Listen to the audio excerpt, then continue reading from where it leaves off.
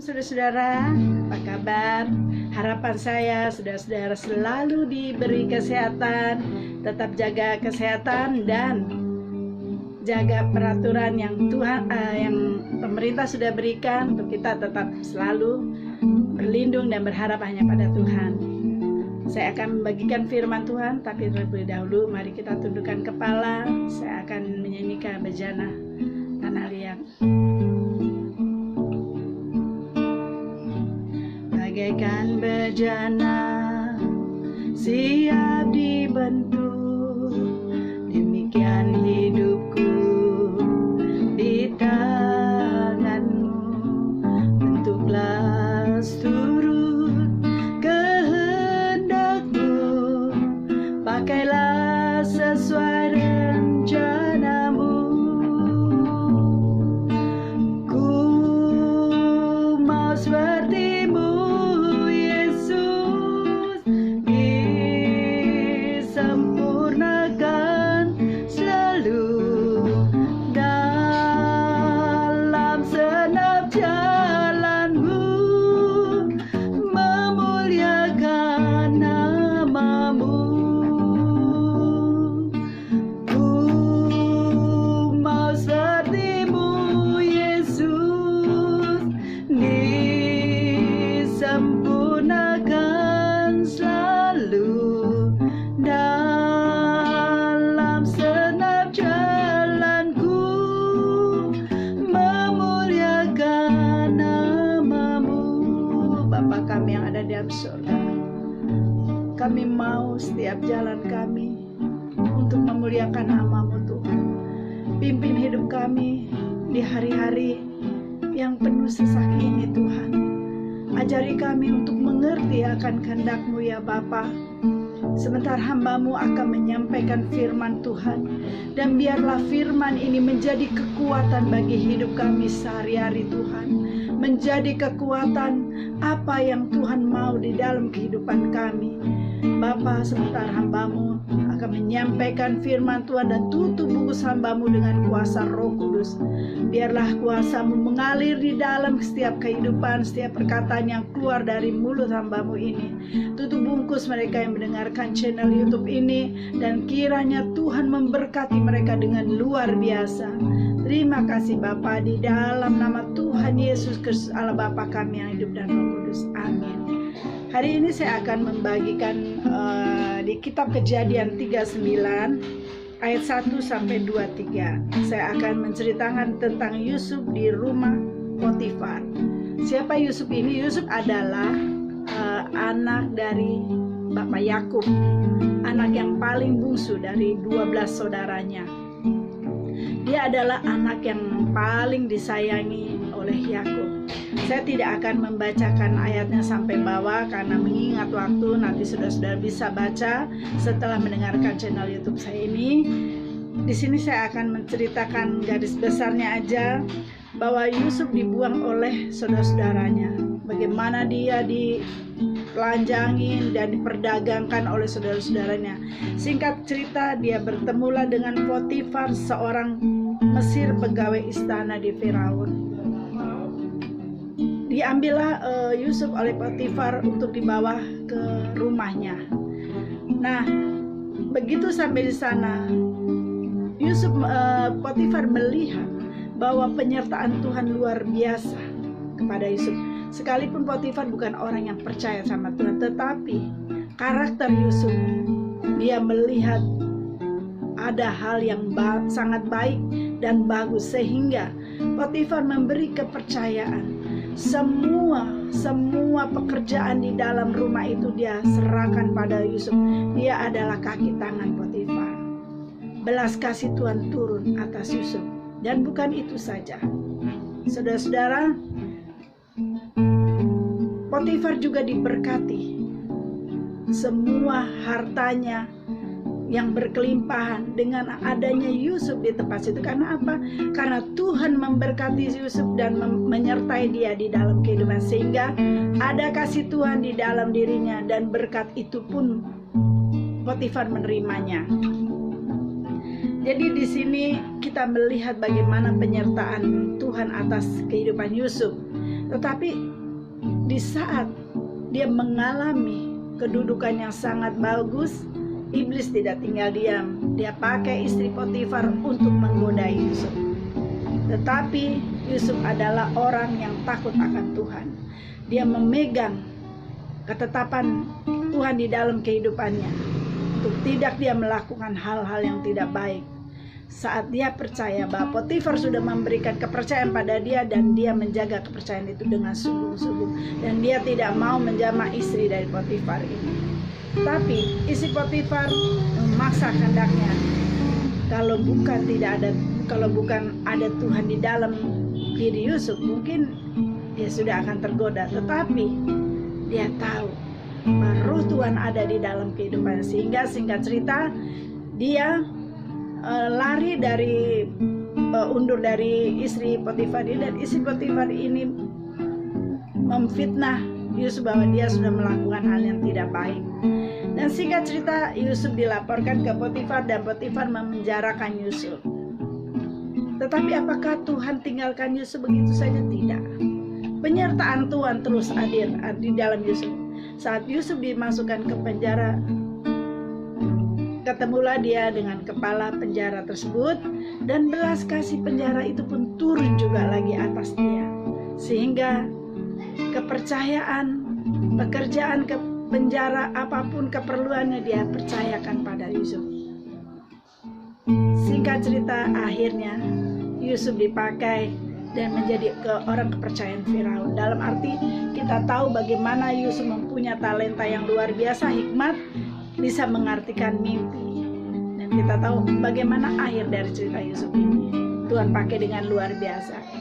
Di sini saya akan mau mengambil cerita di ayat 3 dan sampai 5. Bagaimana Yusuf diberkati oleh Tuhan, orang yang memperserahkan hidupnya hanya pada Tuhan akan diberkati. Begitupun orang yang menampung dia juga akan diberkati. Kita lihat di ayat 3 dan 5 ya.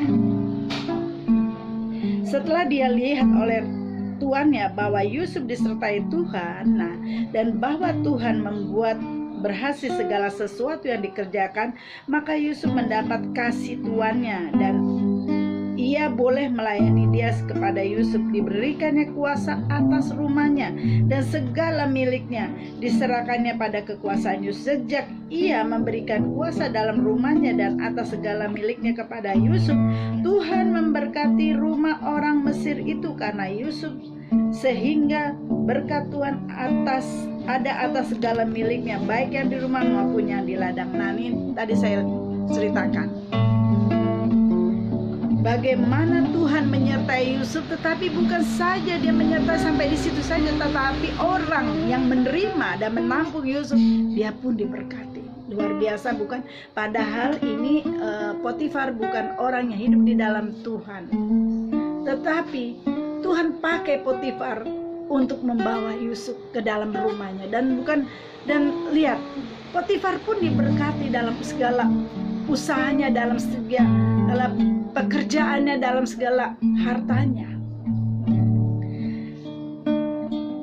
Di sini kita juga akan melihat bagaimana penyertaan orang yang diurapi Tuhan. Kita buka di ayat 21 dan 23 ya.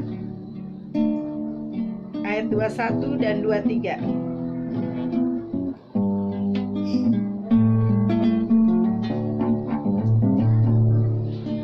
Tetapi Tuhan menyertai Yusuf dan melimpahkan kasih setianya kepadanya, dan membuat Yusuf kesayangan bagi kepala penjara itu.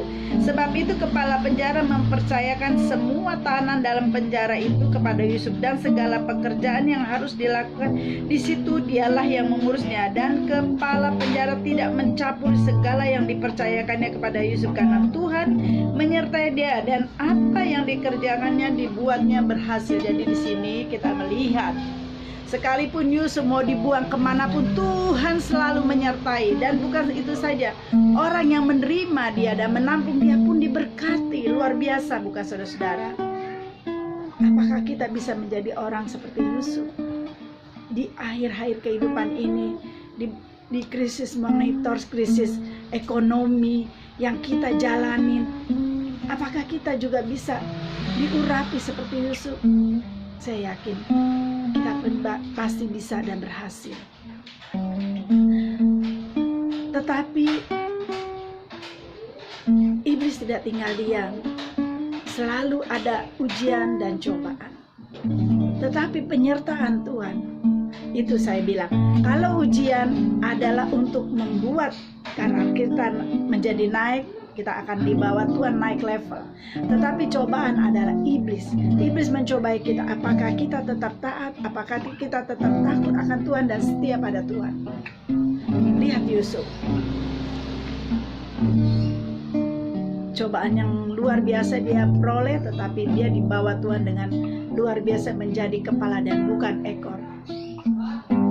Begitupun saudara-saudara, saya percaya saudara pun akan mengalami hal yang sama, asalkan membuka hati untuk Tuhan, belajar rendah hati, mau diproses, mau dibentuk Tuhan, kita pun akan bisa seperti Yusuf. Saya akan bagikan satu kesaksian tentang anak rohani saya. Dia tinggal di Maumere.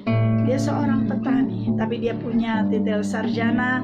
Tetapi karena keadaan yang tidak memungkinkan untuk dia bekerja, lalu dia hanya menjadi seorang petani. Singkat cerita, di daerahnya dia di desa di mana tinggal membutuhkan seorang kepala untuk mengelola suatu organisasi di bawah naungan pemerintah juga. Dia dipilih menjadi ketuanya. Dia bilang, "Bunda, saya ini apa?" Tetapi rakyat di situ mempercayakan saya. Saya bilang, "Tuhan tahu hatimu, Tuhan tahu bagaimana kesetiaanmu pada Tuhan. Tuhan akan membawamu seperti Yusuf. Dan bukan itu saja, engkau akan disertai di dalam setiap pekerjaanmu." Anak rohani saya ini tidak bisa berpidato, tidak bisa membuat kata-kata untuk pidato di depan orang, dan dia demam panggung. Jadi dia pikir, bagaimana saya bisa memimpin suatu organisasi? Ini gak gampang. Jadi kalau di kota dia bilang DPR lah istilahnya. Jadi di bawah naungan pemerintah juga ini organisasi untuk suatu desa tertentu. Singkat cerita, dia kalau mau pidato, dia telepon saya, "Bunda, besok saya harus pidato di kepala daerah, saya harus pidato di sini." Lalu kami berdoa, saya bilang, percaya kuasa Tuhan, hikmat Tuhan akan turun atasmu. Dan sehingga bukan kamu yang menyampaikan, tapi Roh Kudus yang akan menyampaikan. Singkat cerita, setiap dia berpidato, orang-orang menyalami dia. Mereka bilang sangat luar biasa dan dapat kami mengerti. Mereka sangat puas dengan hasil kerjanya.